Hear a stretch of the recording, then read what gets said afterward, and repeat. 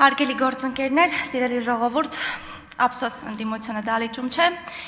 որովհետև երբ ասում էին, որ Հայաստանում փոխվել է քաղաքացու արժանապատվության գինը, եւ սա ասում էինք մենք,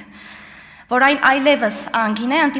ընդդիմադիր շրջանակները դա լուրջ չընդունեցին։ Այնքան լուրջ չընդունեցին, որ իրենց հաջողության բանաձևը որոշեցին փնտրել Հայաստանից դուրս այս անգամ էլ, մոլորեցնելով մեր հայրենակիցների մի մասին, բերելով նրանց Հայաստան եւ փորձելով օգտագործել սեփական քաղաքական կեղտոտ խաղերի համար։ Բայց բարի գալուստ իրական Հայաստան, հարգելի ընդդիմություն։ Սա խեճուր են ձեր խոստացած 300,000 ադրբեջանցիները։ Պարզվում է չեն գալու, բա ուր է ձեր պլան B-ն այս դեպքում։ Բա ասում էիք օրասական պահ է, ճակատագրական են ընտրությունները, այո, ճակատագրական էին, սիրելի գործընկերներ, բայց իրենց համար, ճակատագրական էին իրենց անձնական շահերի, իրենց երբեմն անհայտ, երբեմն էլ հայտնի ծագում ունեցող ունեցվածքի եւ իրենց քաղաքական գոյությունը պահպանելու համար էին ճակատագրական։ Եվ գիտեք, թե ինչու պարտվեցին նրանք այս անգամ էլ, սիրելի գործընկերներ։ Ասեմ, երբ 5 տարի շարունակ մեզ ասում էին Փաշինյանը ձեր վարչապետն է, մեր վարչապետը չէ, դրանով բնավ կասկածի տակ չէին դնում Հայաստանի Հանրապետության վարչապետի ստացած մանդատի լեգիտիմությունը։ Նրանք չէին հավատում այն քաղաքացիներին, որոնց վստահության քվ էին տվել այդ նույն վարչապետին։ Նրանք չէին հավատում, որ այդ մարդիկ էլ են իրական, ու նրանք անկաշառ են, չեք հավատա, բայց անկաշառ էին այդ իրական մարդիկ։ Ու նրանք իրական Հայաստանի իրական քաղաքացիներն են։ Ուստի բարի գալուստ իրական Հայաստանի իրական խորհրդարան, հարգելի ոչ բարով ընդդիմություն։ Այստեղ ձեզ սպասում է այն, ինչից դուք ամենաշատն եք վախենում եւ խուսափում՝ իրականությունը։ Շնորհակալություն։ Մեծարգո նախագահող, հարգելի գործընկերներ, սիրելի հայրենակիցներ։ Ինչպես տեսնում եք, հերթական անգամ ազգային ժողովում ընդդիմության աթոռները դատարկեն։ Այսպես եղել է գրեթե 5 տարի։ Այս մարդիկ չեն ուզում գալ եւ իրենց մանդատի շրջանակներում աշխատել, որտեղ իրենց մանդատը բոլորովին այլ նպատակների համար է։ Ամբողջ նախընտրական շրջանում ընտրակաշառք բաժանած ուժերը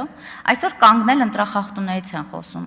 Իրենց ընտրակաշառքի ձայնագրությունները ողջ համացանցում պտտվում են։ Այդ ընտրակաշառքի շնորհիվ անցողիկ շեմն անցել են, հիմա էլ իբրև ընտրախախտումներից են խոսում։ Եթե այս ընտրություններում կա մի մեծ ընտրախախտում, որն իրականում ազդել է արդյունքների վրա, ապա դա միանշանակ ընտրակաշառքի միջոցով ձեր ստացած քվեներն են։ Դուք քաղաքացու անկեղծ քվեի կարոտ եք մնալու եւ մնացել եք եւ մնալու եք, որտեղ ձեր միակ երգն ու հույսը մարդու կամքը գնելու մեջ է։ Երևի այն պատճառով, որ հենց ձեզ են կյանքի տարբեր փուլերում գնել ու վաճառել։ 2018 թվականից ի վեր Հայաստանի քաղաքացիները հստակ հասկացել են, որ իրենց ձայնը կարող է փոխել ամեն ինչ։ Հասկացել են, որ 10, 20 կամ 50,000 դրամով վաճառած քվեն վաղը անգամներով ավելի թանկ է արժանալու իրենց եւ իրենց երեխաների ապագայի վրա։ Որտեւ երբ դու մի բան վաճառում ես, այլևս իրավունք չունես որևէ բան պահանջելու։ Այս եռագլուխ ընդդիմությունը այդպես էլ անօրակարգ մնաց։ Բացի փողից ու մեր դեմ ուղված հիստերիկ ապատեղեկատվությունից, նրանք մարդկանց որևէ բան չառաջարկեցին։ Մինչև 18 թվականը Հայաստանում իշխանությունն էր ընտրակաշառքի չեմպիոնը, դրանից հետո արդեն ընդդիմությունը, այն ընդդիմությունը, որը նախկինում իշխանություն էր։ Այս մարդկանց մեթոդները դեռ չեն փոխվել եւ չեն էլ կարող փոխվել։ Նրանք երբեք չեն շփվել հասարակ քաղաքացու հետ։ Դրա համար էլ կարծես թե փողը բավարար է։ Բայց մի ուշագրավ փաստ, եթե երկիրն այս տարիներին տնտեսապես զարգացած չլիներ, դուք դեռ ձեր նախկին 20-10,000 դրամանոց ընտրակաշառքին կապավինեիք, այլ ոչ թե ստիպված կլինեիք անգամներով ավելի մեծ գումարներ առաջարկել մարդկանց։ Անգամ ձեր ընտրակաշառքի գնաճն է ապացուցում մեր երկրի տնտեսական աճը։ Ուզում եմ հստակ ընդգծել, ընտրակաշառք բաժանող այս ուժերը իրենց պատիժը օրենքի ոչ խստությամբ ստանում են եւ դեռ ստանալու են, ինչպես նշեց վարչապետը, իրենք ընտրակաշառք բաժանող ուժերը որևէ շանս չունեն հաջորդ անգամ լինել թեկնածու։ Սիրելի հայրենակիցներ, վերջին ընտրությունները հերթական անգամ ցույց տվեցին, որ Հայաստանի Հանրապետությունը ճիշտ ճանապարհի վրա է։ Տալով ձեր վստահության քվեն դուք վերահաստատեցիք, որ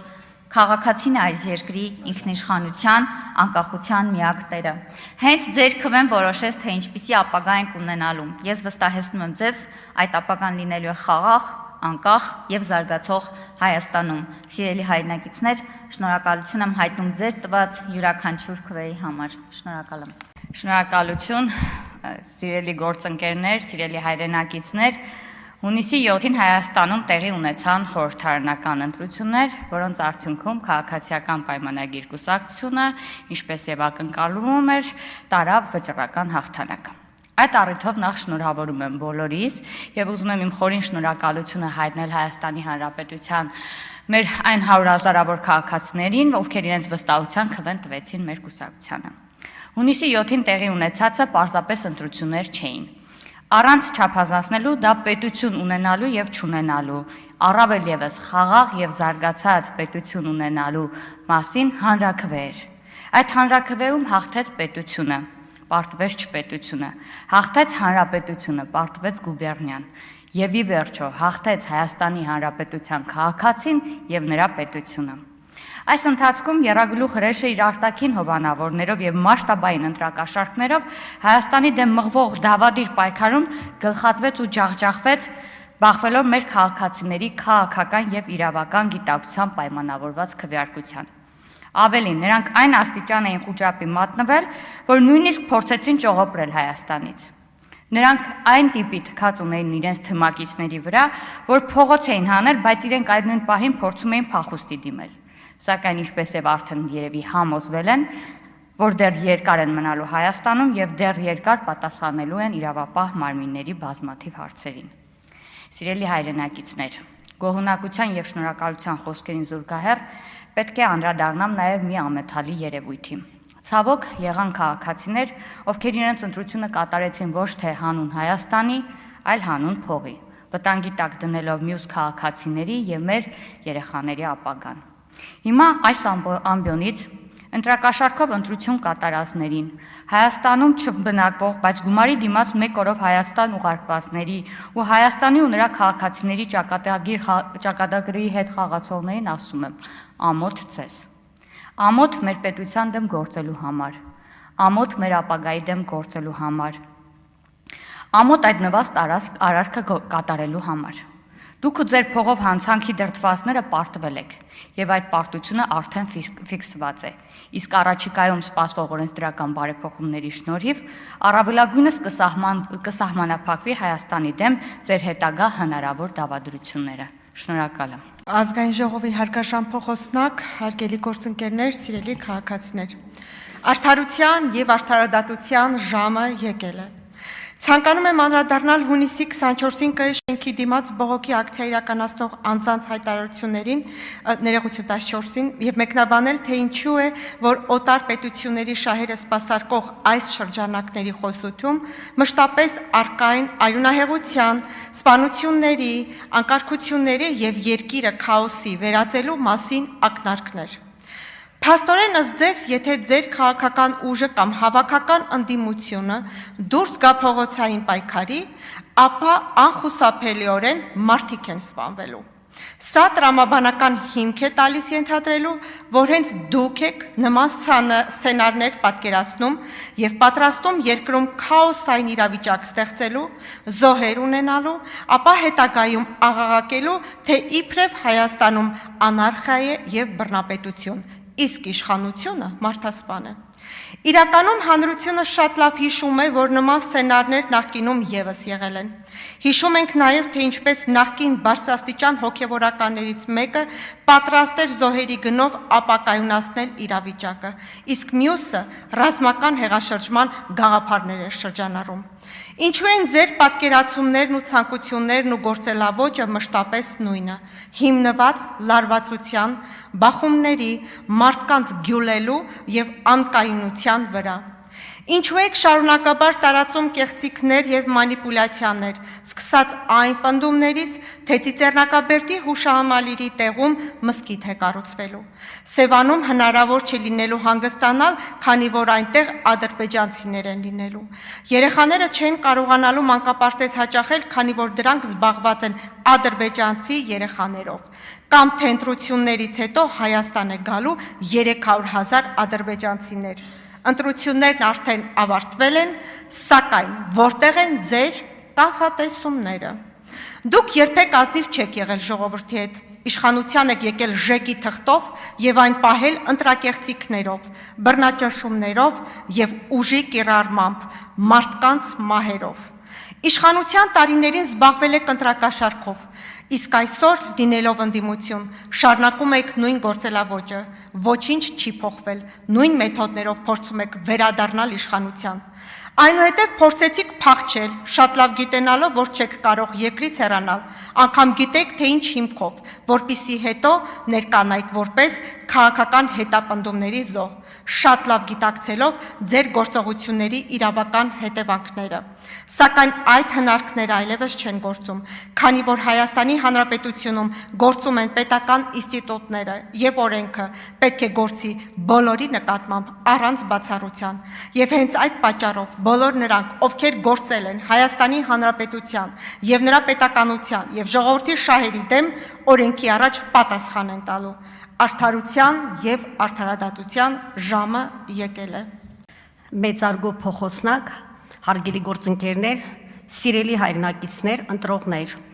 շնորհակալություն եմ հայտնում ձեր վստահության, աջակցության եւ ընտրություններում ակտիվ մասնակցության համար։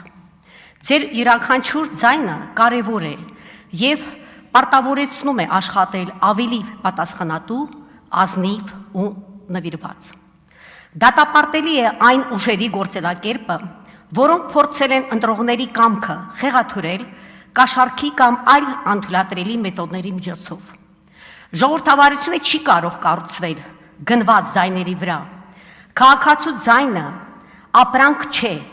այն արժանապատվության, ազատ ընտրության եւ պատասխանատվության արտահայտություն է։ Մենք համոզված ենք, որ Հայաստանի Հանրապետության ապագան պետք է որոշվի ոչ թե փողի ուժով, այլ քաղաքացիների ազատ ու գիտակից ընտրությամբ։ Իսկ նրանք, ովքեր ընտրությունների ժամանակ կաշառք են բաժանել, իրականում չեն վստահել ժողովրդին։ Սիրելի ժողովուրդ, նման գործելակերպը վնասում է պետությանը, խաթարում է արդար մրցակցությանը եւ աժեզրկում քաղաքացու ձայնը։ Ժամանակն է վերջ դնել այդ առատավոր երևույթին եւ ընտրությունները դարձնել բացառապես ազատ կամ արտահայտության միջոց։ Միասին դա կանենք։ Արձանագրենք մի փաստ։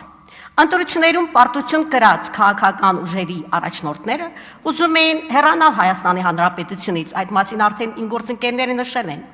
Փորձեն մեկնաբանել քաղաքական իմաստով։ Կարող ենք փախուստը ընկալել որպես քաղաքական պատասխանատվությունից խուսափելու փորձ։ Հեռացում հետագա քայլերը վերանայելու համար կանչվել էին նկավյոր։ Ընտրողների վստահությունը կորցնելուց հետո երկրից հեռանալու քայլ։ Ժողովրդավարական երկրում քաղաքական գործիչը պետք է կիսի թե հաղթանակի, թե պարտության պատասխանատվությունը։ Իսկ եռագլուխ կուսակցության ղեկավարները արդյոք պատրաստ էին կրել քաղաքական պատասխանատվությունը իրենց ընտրողների առաջ։ Դա դեռ հարց է։ Շնորհակալություն։